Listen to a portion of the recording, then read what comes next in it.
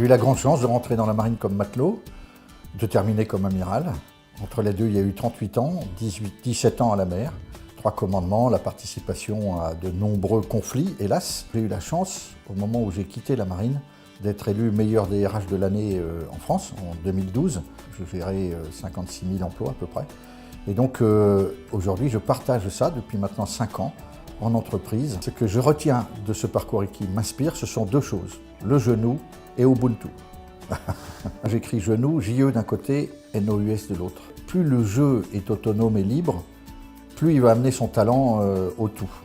Le problème, c'est que si ce jeu est trop autonome, il ne comprend pas l'intérêt du nous, ça va devenir un jeu égotique insupportable. Tu recrutes 11 Neymar, tu les mets ensemble sur le terrain sans les avoir préparés à être un nous, tu auras 0 but. À 23 ans, c'était mon premier commandement à la mer, en Afrique, et j'ai appris le mot Ubuntu, qui en langue bantou signifie « je suis ce que je suis grâce à ce que nous sommes ». Parmi les différentes dimensions mentales de l'athlète thinking, celles avec lesquelles je suis le plus à l'aise sont l'adaptation et la confiance. Ma vie de marin m'a sans doute appris à m'adapter en permanence. J'aime bien cette formule de Desjoyaux quand il dit, alors qu'il gagne pour la 2e fois le Vendée Globe, donc c'est un immense champion, et il arrive un peu sonné, fatigué par ses jours de mer, sur la grande digue des Sables d'Olonne, la journaliste lui dit « Alors, c'est quoi votre impression ?» Il laisse un petit silence et il répond « Elle m'a laissé passer ». J'ai adoré cette phrase et elle est au cœur de ma façon de voir la vie. Chaque fois qu'on s'adapte, on réduit le risque d'être dans la mauvaise relation à l'autre.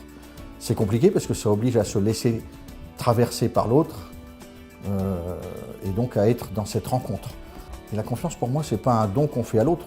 Moi, quelqu'un qui me dit « je te fais confiance », je lui réponds dans un grand éclat de rire « tu es qui toi pour me dire ça ?» Et donc la confiance, c'est un espèce d'équilibre compliqué qui fait que si on ne se fait pas confiance, on ne peut pas faire confiance à l'autre. Et donc pour se faire confiance, il faut des petites victoires, des petites défaites et des gens qui nous aident à en tirer les bonnes leçons. Quelle est la part du mental par rapport à la compétence? Moi, j'exprime ça en disant appétence-compétence. Pour moi, l'appétence, c'est l'essentiel.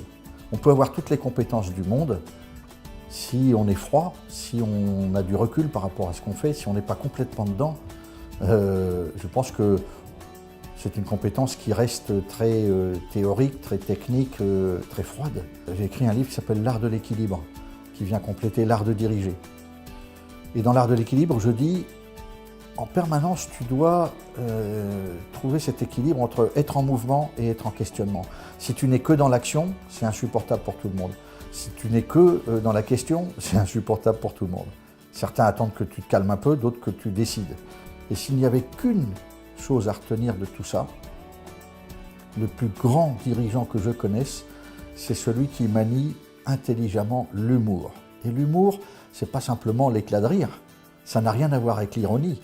L'humour, c'est ce subtil mélange d'humilité et d'amour qui fait que, humblement, on se souvient de la fragilité de notre vie et en l'aimant beaucoup, on la kiffe à fond pour la vivre sans jamais s'interdire, sans mettre de limite à ses rêves, tout en étant en permanence dans le voyage et la rencontre. Laissez jaillir la vie.